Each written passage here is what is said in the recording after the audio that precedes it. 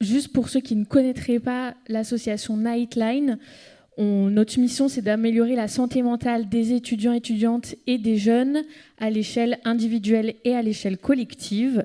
On a des origines anglo-saxonnes puisqu'il y a des Nightline un peu partout en Europe, c'est pas français, d'où le nom pas simple à dire. Et donc c'est arrivé en 2016 en France par des étudiants et étudiantes, notamment un étudiant en échange qui s'est rendu compte qu'il n'y avait pas de Nightline en France et qui s'est dit mais pourquoi il n'y a pas ça, on va le monter. Et donc Nightline a été créé en 2016 en France et en 2025 on avait 10 antennes dans différents lieux en France et dans les dom-toms.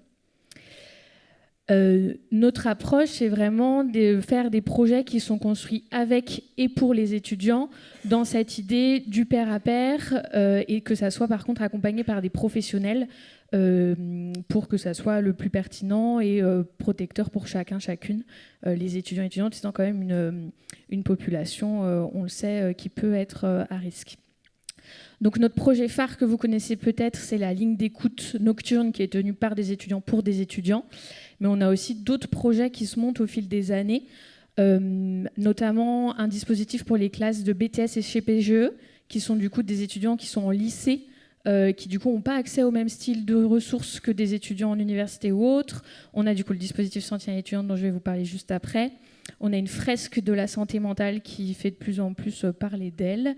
On a plein d'actions de proximité et on est aussi très présent sur les réseaux, comme c'est quand même un endroit où notre public cible est bien investi, avec par exemple un annuaire d'orientation en ligne qui ressource toutes les structures de soins gratuites pour les étudiants, un kit de vie, des campagnes de communication, etc.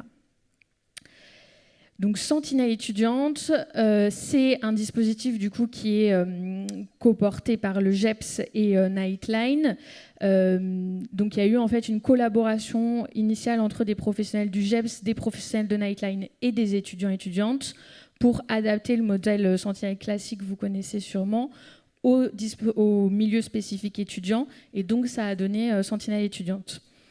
L'objectif, c'est vraiment de faire des étudiants et des étudiantes des acteurs de prévention au quotidien dans leur communauté et donc de les outiller pour savoir repérer, aller vers et orienter leurs pairs en souffrance. Donc, Sentinelle étudiante, ça commence par une formation initiale pour les volontaires qui dure 9 heures au lieu des 6 de Sentinelle classique. Il y a 3 heures en plus en fait, d'introduction à la santé mentale qui nous paraissait importante, ou en tout cas ça a été une demande des étudiants et étudiantes qu'on puisse introduire avant d'aller sur les questions de prévention du suicide. Et c'est co-animé, moi aussi j'ai des bugs Mac, c'est co-animé par des professionnels de santé et des étudiants formateurs pairs.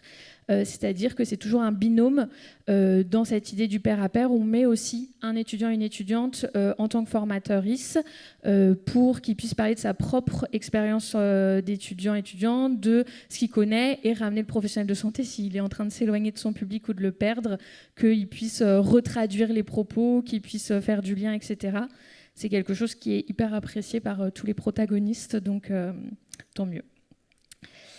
Il y a des prérequis comme pour Sentinelle classique pour mettre en place Sentinelle étudiante. Il faut déjà qu'on ait un partenariat avec l'établissement où on va mettre en place le dispositif. On ne peut pas former des Sentinelles étudiantes à tout va. Donc il faut qu'il y ait une structure qui nous soutienne et qu'on établisse ensemble 4 prérequis. Une solution d'aval qui sont si un étudiant Sentinelle repère effectivement quelqu'un en souffrance, où est-ce qu'il peut l'orienter ? Le CMP qui a 2 ans et demi d'attente ne compte pas. Il faut que ça soit enfin, merci aux professionnels des CMP, mais il faut que ça soit une solution d'aval qui soit efficace et disponible rapidement. Une solution de recours qui sont du coup si une sentinelle est en difficulté dans sa mission, vers qui elle peut obtenir de l'aide.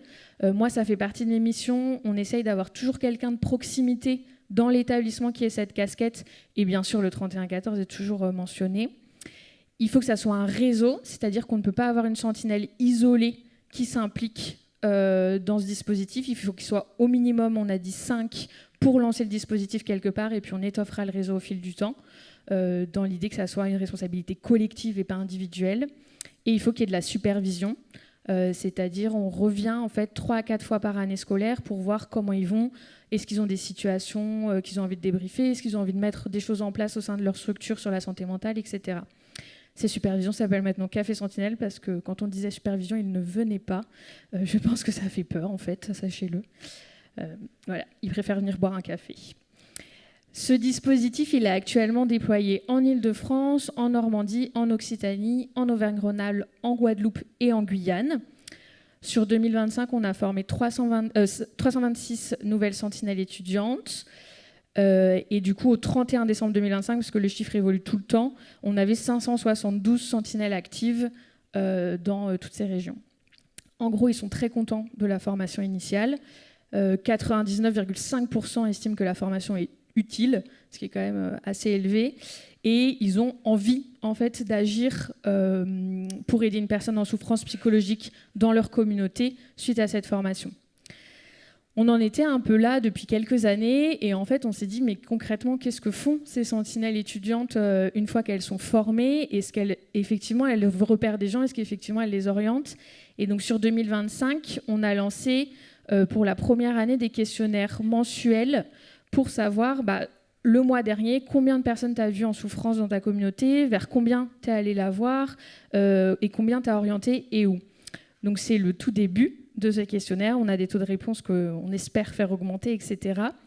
Mais sur 295 réponses en 2025, on a eu un déclaratif de 253 étudiants repérés en situation de souffrance psychologique, 203 étudiants où les sentinelles sont allés vers eux, sont allés leur parler de ce qu'ils repéraient, des signaux qu'ils pouvaient voir, etc. Et 134 étudiants sur ces 203 qui ont été orientés vers des professionnels de santé. Les orientations les plus fréquentes, c'est les services de santé étudiants ou pôles santé à l'intérieur des établissements, ce qui est le plus logique, le dispositif santé psy étudiant et les médecins.